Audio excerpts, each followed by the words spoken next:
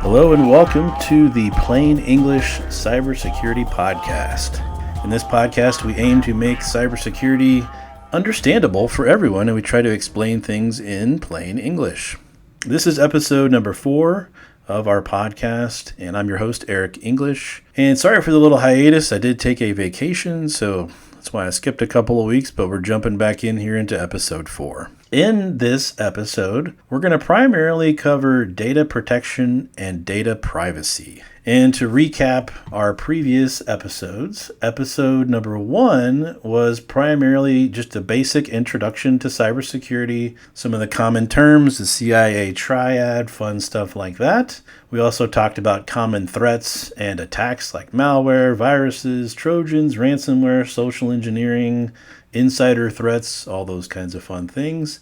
Episode 2 was around best practices, so multi-factor authentication, software updates, patch management, endpoint protection, fun stuff like that. And then last episode was about networking concepts. So we talked about basic networking, we talked about DNS, IP addresses, ports, protocols, firewalls, IDS, IPS, zero trust, all those fun buzzwords. So now we're talking about data protection and data privacy. Now this is a very broad topic and can be extremely in-depth, and so I'm going to try to keep it as high level as I can and try to be as basic as I can and explain all the nitty-gritty details here. Again, in plain English as best we can. I'll try to use analogies to explain all the various things that we're going to discuss today.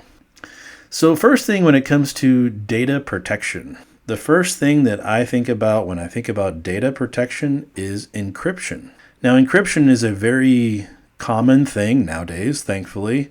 In the early days of the internet, encryption was just kind of sporadically used, and nowadays it's very, very commonly used, thankfully, because we're doing a lot more with the internet nowadays. We have a lot of sensitive data. We're accessing sensitive websites, our bank website, whatever it is.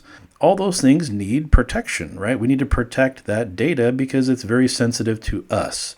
So how do you protect the data? You encrypt the data. So when it comes to encryption, what does that word mean? It is a way to basically protect the data that you are transmitting or storing or creating. So you want to encrypt or protect that data.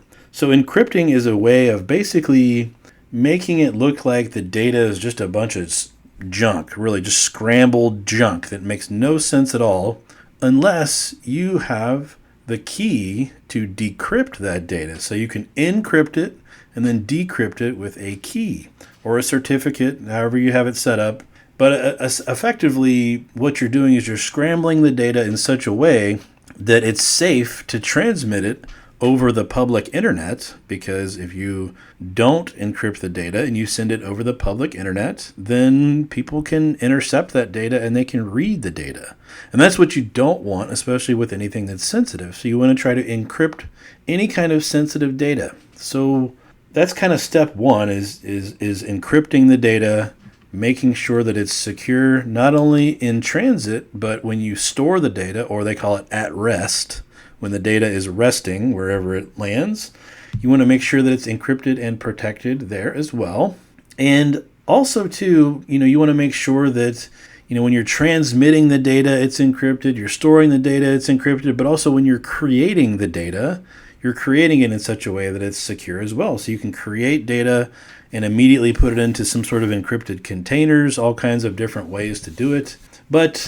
Or you can enter data like into a secure web portal, whatever it is, right? But when you think about going to like your bank's website, it's HTTPS. That S stands for secure, right? And you are basically transmitting data to and from that bank website securely using encryption. And that's specifically using certificates. There's a lot of different forms of encryption, lots of different encryption algorithms that we're not going to dive into today because there's way too many. But essentially, there's a lot of different ways to do it. There are some older encryption algorithms that are no longer secure you want to avoid. But, all the new modern stuff is secure enough for now. And I say for now because quantum computing is coming very, very quickly, and it's going to make a lot of our encryption obsolete here really, really soon. So let's hope that doesn't happen, but they are starting to come out with quantum resistant encryption. That's kind of a new form of encryption that's been coming out here lately. And they're just trying to get ahead of the curve so that when, quantum computing is mainstream, that people aren't able to just decrypt anything and everything that they want. So quantum resistant encryption is kind of the new frontier of encryption. But you'll hear keywords like plain text. Plain text is exactly that. It's unencrypted data, just plain text in a document, for example. So that's plain text, and you have your encryption algorithms. You'll hear those words a lot. Basically, an algorithm is just a mathematical formula or a process, if you want to call it that, and that's used to transform that plain text document into what they call ciphertext, or the encrypted form, right? So some really super common encryption algorithms are things like AES or RSA or DES. You'll hear triple DES and stuff like that. Those are very, very common. Now, again, not all of those are secure anymore, but those are just a few kind of right off the cuff that I can think of. And I also mentioned the encryption key. That is what you use to encrypt and decrypt the data. Now, when you use the same key for encryption and decryption, that's called symmetric encryption because you're using the same key, right, to encrypt and to decrypt. Now, you have also what's called asymmetric encryption, and this is using a pair of keys, like a public key for encryption and then a private key to decrypt. So you'll see that oftentimes with your websites that you go to. The website's going to present a public key to you, and then you can decrypt it with a private key. So anyway, those are kind of just some very, very generic terms that you'll hear when you hear encryption and data protection and things like that, and decryption and ciphertext and all that. So those are just a few of the common buzzwords that you'll hear. But let's talk about sensitive data. What is sensitive data? Well, it's whatever you define as sensitive. So it could be company secrets. It could be trade secrets for your business. It could be your personal data, such as your social security number, your home address, your phone number, your bank account number. Anything like that is sensitive data. Or if you are, let's say you're an inventor and you're inventing something that, is super secretive that no one can hear about. Well, that's sensitive data. If you're creating whatever it is on a computer, or even writing it down for that matter, that's sensitive data. And even if it's in paper form, you still want to secure that paper, those paper documents somehow. You want to put them in a locked drawer somewhere, so that way it's not accessible by everyone without a key. So encryption's kind of doing the same thing, right? You're locking it up. You're locking up that data with an encryption key, and then you're transmitting it to wherever it needs to go, and you're either storing it, whatever, you're opening it, whatever it is. If you're opening it, then you're going to use that encryption key to decrypt, unless, again, you're using asymmetric.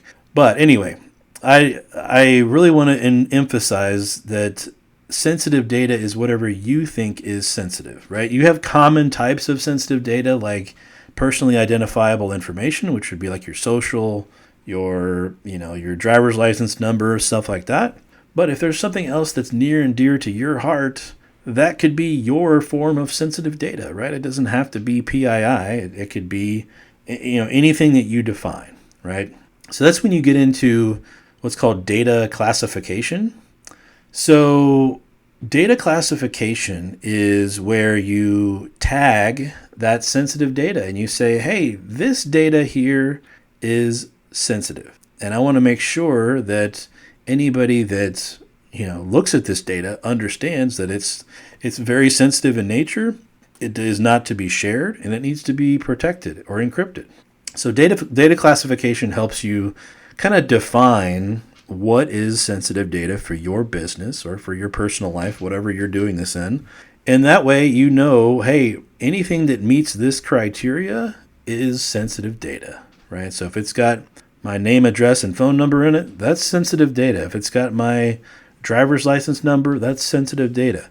And you could also think about pictures as being sensitive, right? If you've got a picture of your driver's license. That's sensitive data, right? It doesn't have to be text all the time. It could be a database. It could be, you name it. Any kind of data, doesn't matter. It doesn't have to be a text file, right? So any kind of data can be sensitive data. So anyway, you want to protect that data. You want to encrypt that data and make sure that, only the people that you want to access that data have access to it. And then you also have a concept called data loss prevention, or DLP. And DLP is exactly what you think it is. You're preventing data from leaving or being lost or stolen. So how do you prevent data from being lost or stolen? Well, typically that is, where encryption comes into play. If someone steals a bunch of encrypted data, all right, cool, good luck, have fun trying to decrypt that. Now, if they go bust out a quantum computer, well, then they might be able to. But regardless, nowadays, at least right now, today, if you encrypted a bunch of data and it's encrypted and that encrypted data gets stolen, the likelihood that it gets decrypted anytime soon is unlikely. Now, that's not to say that in 10 years, that data would not, it could be very well decrypted in 10 years, because by then, guess what? We're going to have quantum computers much more mainstream than they are currently, and it'll be a lot easier for people to decrypt any kind of data like this. So for now, though, stealing that encrypted data is basically useless, so that's why you encrypt your data. They also have mechanisms where if someone takes that encrypted data or takes data, or they try to take data outside of a network, right? For example, they try to put it on a USB drive. Well, as soon as they plug in that USB drive to their computer, what that person doesn't always know is that in some cases, that USB drive now becomes encrypted. And so anything you put on that USB drive is encrypted. So if you leave with that USB drive, it is now encrypted and basically useless unless you have a way to decrypt it. So data loss prevention is very much about protecting that sensitive data, encrypting that sensitive data, making sure that it doesn't fall into the wrong hands. So that's where DLP comes into play. Okay, so what are some other ways to protect your data? Well, there's always making a backup of your data, making copies of that data. That way, if a system crashes or gets hacked into or whatever, you've got a backup. Now, the key here is to encrypt those backups as well, because oftentimes threat actors, as they call them, will, once they get into your network, they try to go after your backup infrastructure. They try to go after your backup systems that create and store all the backups, because that's where the crown jewels are. You're backing up all your data to these backup servers. If I'm a bad guy and I get access to that, all right, cool. Now I have access to all your sensitive data in one place. So encrypting that data is very, very important. So when you do make a backup, make sure that it is encrypted and highly encrypted at that, just to make sure that if it does get stolen, again, who cares? They stole a bunch of encrypted data. Good luck getting it. So backups are very, very important to help with data protection and data recovery as well. And you've also got things like secure file sharing and secure destruction of files and things like that. So let's talk about secure file sharing first. This is a very, very tricky subject because nowadays there's all different kinds of services to share data. You can use Google Drive, you can use Dropbox, you can use OneDrive, you can use Box.com. There's so many different ways to share data. Well, how in the world are you supposed to protect all that? That's where data protection becomes very, very, very difficult, because you have your end users just sharing data and not always following best practices as far as security goes. This is where data protection gets very, very difficult. So oftentimes what you have to do with these cloud-based services is you have to connect into the API oftentimes and use the API to try to figure out what people are sharing, how they're sharing it, who they're sharing it with. Did they share it publicly, right? Or did they share it with one or two people like they're supposed to? Creating public shares is very, very scary, because that means anyone on the internet with that link can access whatever that data was. So those file sharing services are very, very tricky and hard to protect and hard to manage. So for security professionals, oftentimes we plug into the API of those services and try to do the best that we can, but it's still very, very difficult.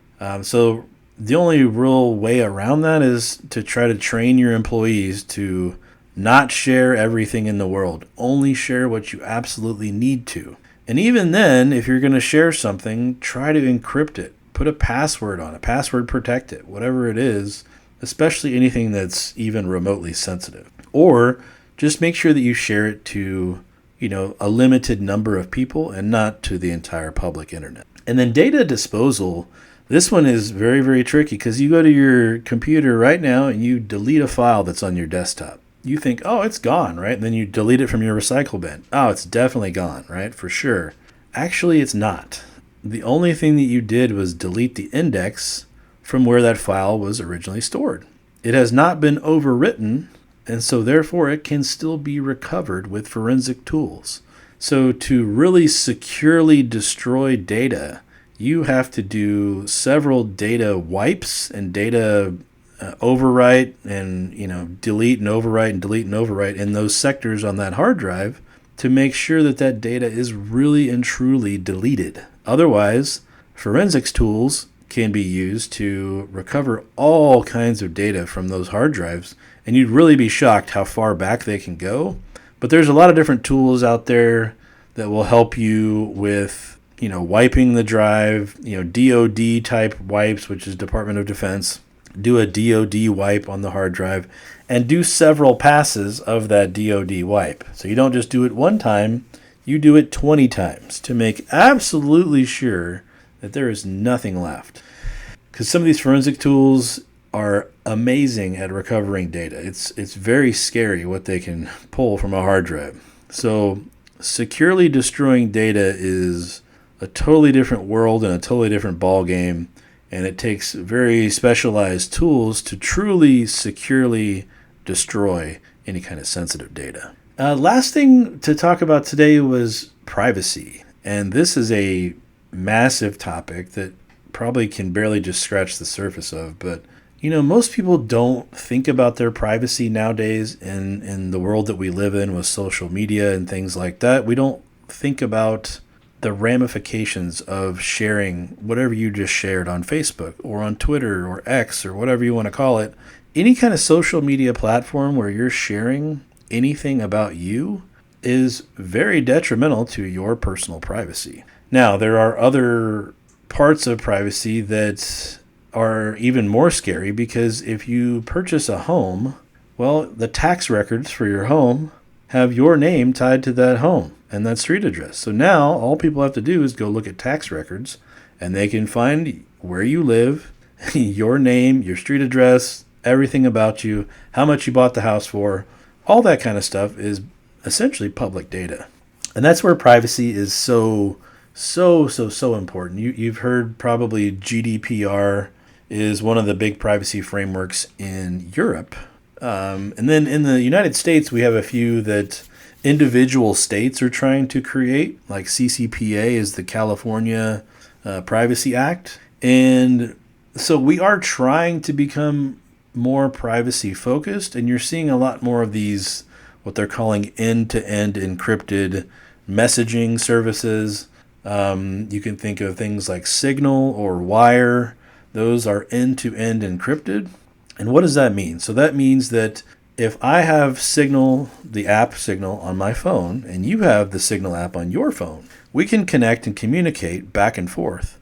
And anything we send from one end to the other is what they call zero knowledge. So even though that data goes through Signal's servers, it's so encrypted that nobody can decrypt it.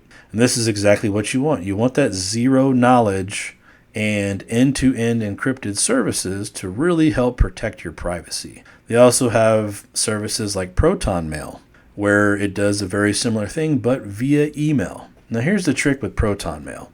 If you email, let's say you have a Proton Mail account, and you email somebody at Gmail. Well, guess what? You think, oh, this is super secure because it's Proton Mail, it's encrypted. No, it's not. Because it's going to Gmail, it is no longer encrypted. Once it gets to Gmail, it's no longer encrypted. So this is where you have to be very, very cautious with email specifically, and to protect your privacy, you want to communicate with somebody who also has a Proton Mail account. And as long as you keep it within those Proton Mail accounts and Proton Mail servers, Proton Mail has no idea what you're sending back and forth, nor do they have the ability to read it because it's end-to-end encrypted. It's zero knowledge, meaning Proton Mail has zero knowledge of what data you are transmitting. They have zero knowledge of it. They cannot decrypt it. They cannot see your data. They cannot inspect your data. They don't know what it is. All they know is there's just a bunch of encrypted data going back and forth. That's the only thing that they can see. And that's the kind of thing that you want to really help protect your privacy. And to really, if you really want to deep dive into privacy, and I would highly recommend at least starting the journey, right? Because privacy, to be fully private in this digital world, it is a journey to get there. It takes a long time. One of the things that you should do to help protect your privacy right out of the gates today, if you don't already, go and freeze your credit at all 3 credit bureaus today. And you can do all of this online via their website. And by the way, it is free. Do not let Experian or Equifax or any of those folks try to charge you some membership fee. Don't pay for that because it is 100% free to freeze your credit. So go to the 3 major credit bureaus and freeze your credit. Now, there are more than 3 credit bureaus. However, the big 3, TransUnion, Equifax, and Experian, are the big ones that you want to freeze your credit at. And again, you can do all this online for free.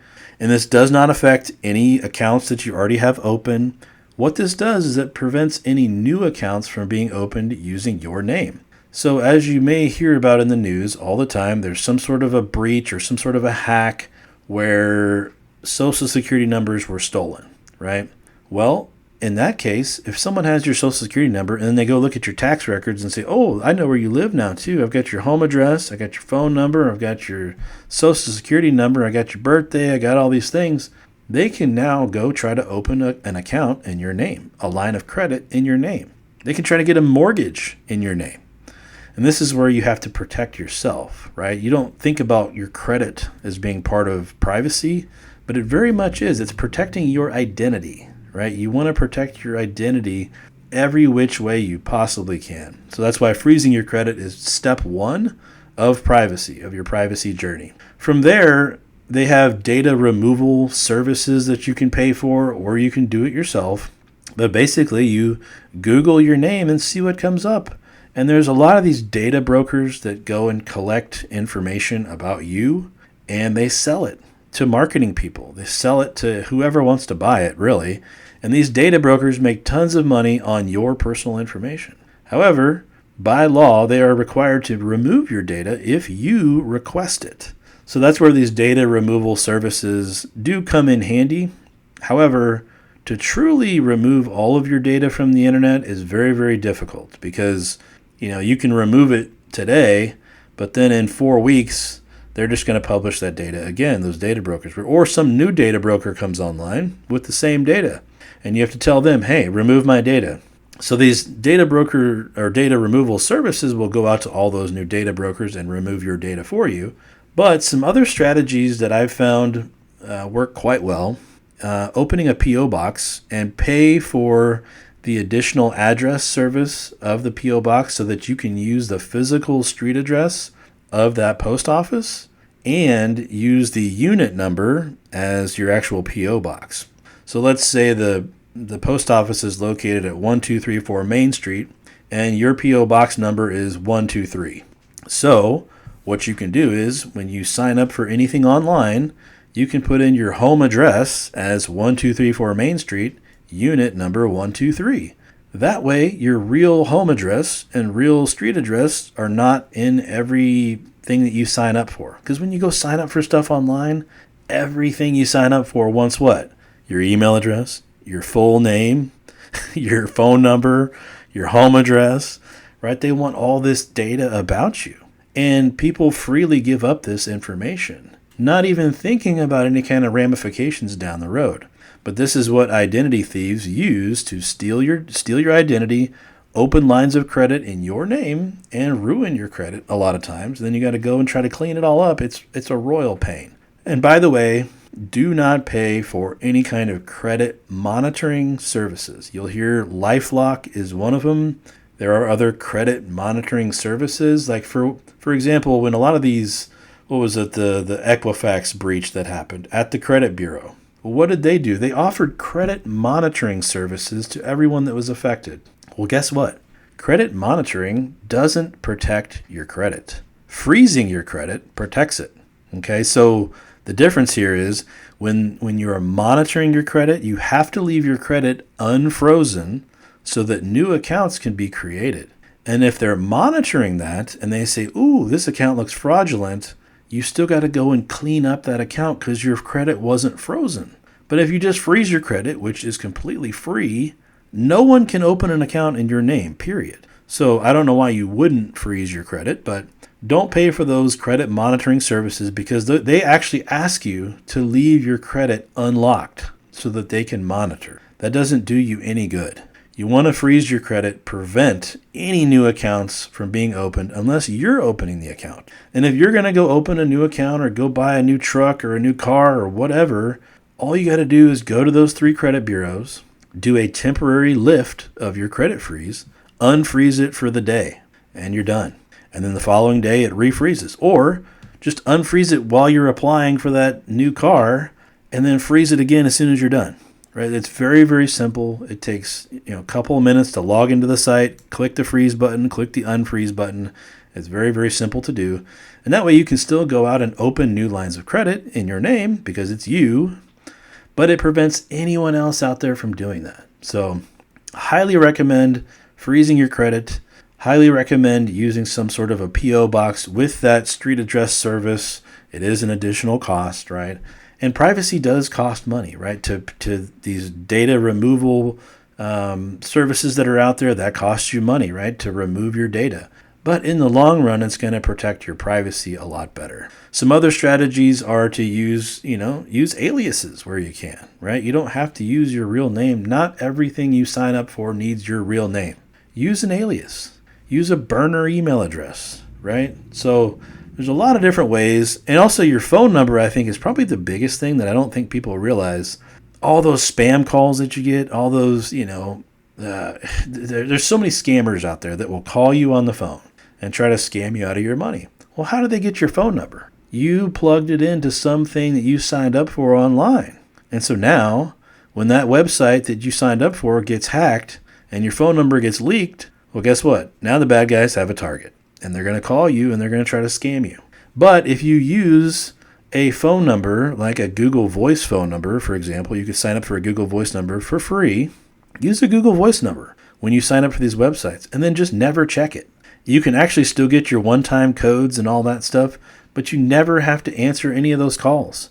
And keep your actual phone number private. Don't give out your real phone number. Some other things that you can do, and I know I'm kind of going into the weeds on privacy, but this is one of my favorite topics, but cell phone service is one of those things that I don't think people realize is so public. It's not even funny because every time you sign up for say you have Verizon or whoever, AT&T, T-Mobile, anytime you sign up with them, they're also going to run your credit, but they have databases of all these people, all their personal information. And guess who's been hacked multiple times? T-Mobile. T-Mobile has been hacked multiple times. So has AT&T. Okay, so those carriers get hacked, and there goes your phone number and all your personal data too. So anyway, there are some strategies for a cell phone, for a private cell phone. If you really want to go privacy focused for a cell phone, there are services like Mint Mobile, for example. It's a prepaid phone service. And when you sign up for this, you pay for the service in advance.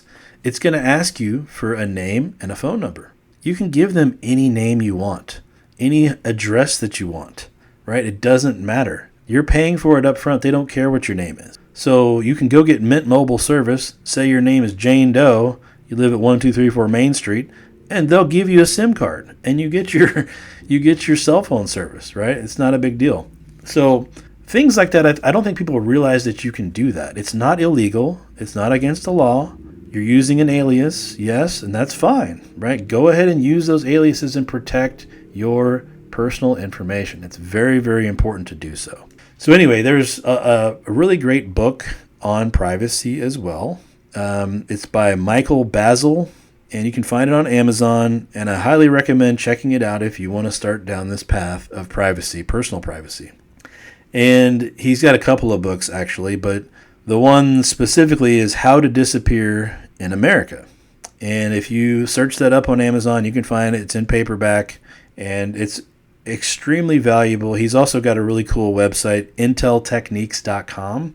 And he actually goes through all the credit freeze stuff, and he has a lot of amazing tips and tricks for privacy-focused people. There's also an Android operating system that you can install on like a Google Pixel phone if you really want to get really into the weeds on privacy. So anyway, there's so much that you can dive into on the privacy side. I'm going to stop there, but freeze your credit at the bare minimum. Try to use aliases where you can. Use burner email addresses, burner phone numbers. Don't give away your real information. It's not required half the time. So anyway, just protect your own personal data, and that will in turn protect your privacy. All right, folks, that's enough for today. I want to thank everybody for listening, and we'll be back next week with our next episode.